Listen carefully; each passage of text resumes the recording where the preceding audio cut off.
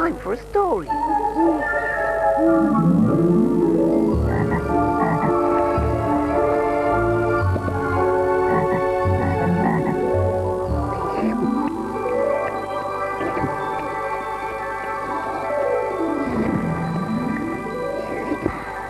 Oh, delicious! I love having milk and cookies before bedtime. Me too. It makes me feel sleepy. I can think of something else that will help us feel sleepy. Really? What's that? A bedtime story, of course. Oh, yes.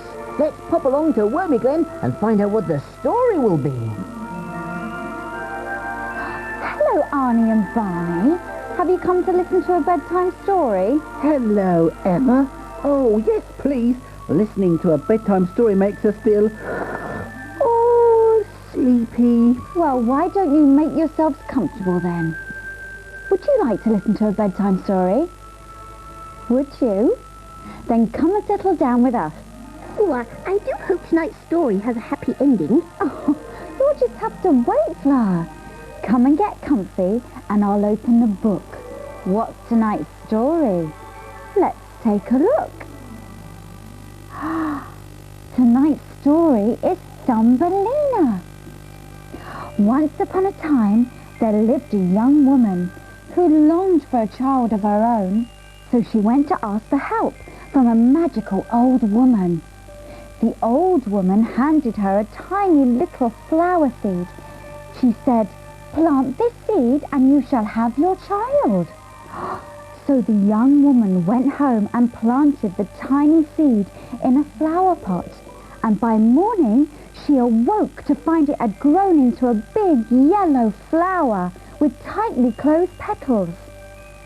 "What a pretty flower," said the young woman as she leant over and kissed it. The flower petals burst open to form the most beautiful tulip she had ever seen. It had big yellow petals and a bright red middle. She stared and stared at it, and when she looked closer, she couldn't believe her eyes. For right in the middle of the flower sat the most beautiful little girl she had seen. She was so tiny and so delicate that her bed was made of a teeny tiny shell, and her bed cover a small rose leaf. The young woman was thrilled to see the little girl, as she now had her very own child to cherish. She named the little girl Thumbelina, as she was no bigger than a thumb. Thumbelina and the young woman spent their days playing and singing and laughing together. They had never been happier. But one dark night, as Thumbelina lay sleeping in her little bed, a big, wet toad hopped onto the windowsill and into the room where she lay. "Ribbit, ribbit," said the big wet toad. "Here is a lovely wife for my darling son." And with that, the toad scooped up Thumbelina and hopped out to the stream where the toad lived with her son.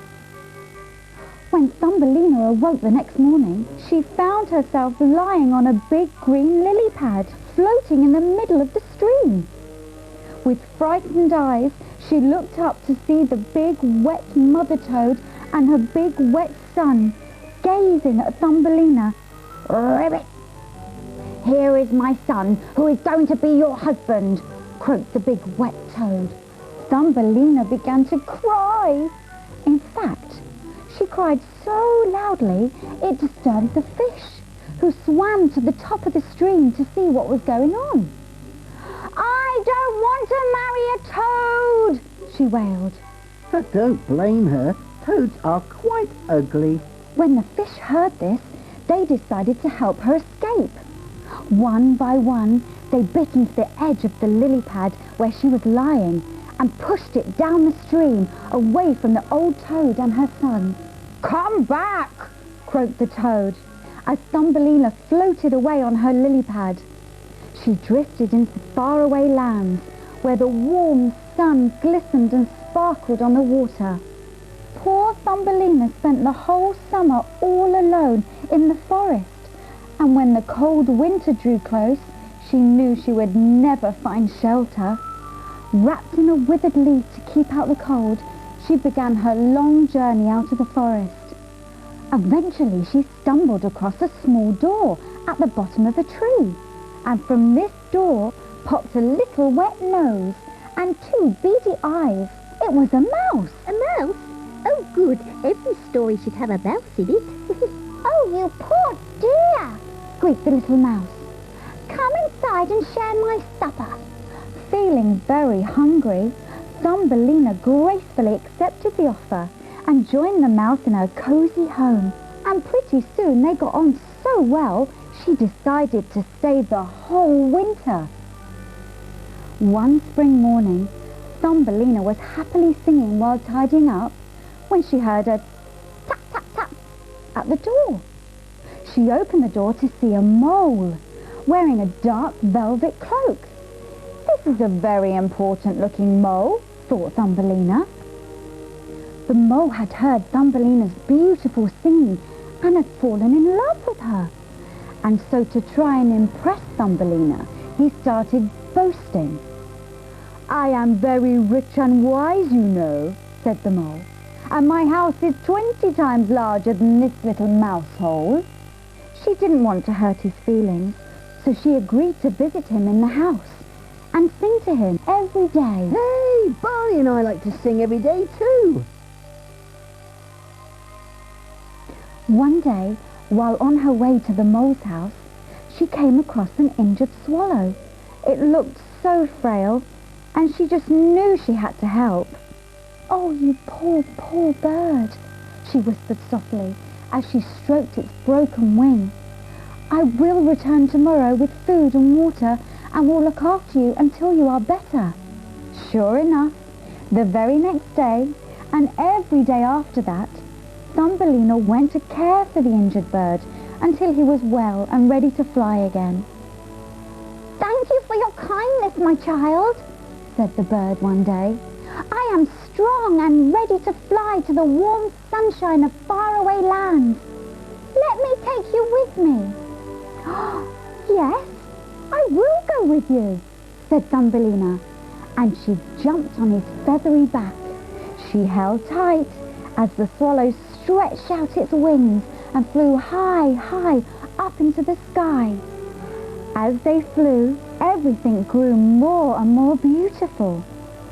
Eventually they flew down under magnificent trees on the shores of deep blue sea and landed at the top of a dazzling white palace covered in swallows' nests. "Welcome to my home," said the swallow proudly.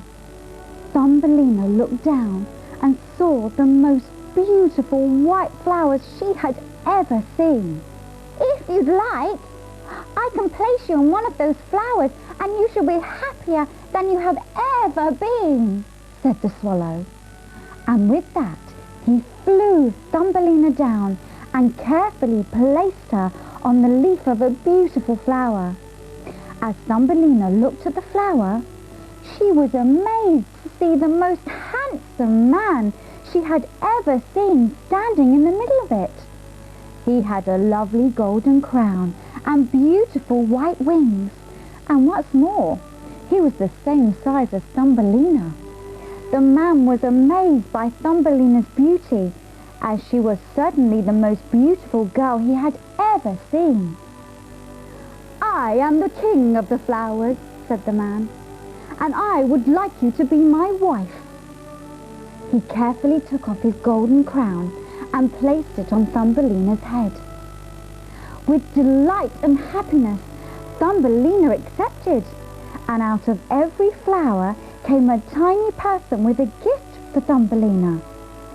Best of all, she received a tiny pair of white wings which were fastened to her back. Now she too could fly from flower to flower. From that day on, the king and queen of the flowers lived happily ever after.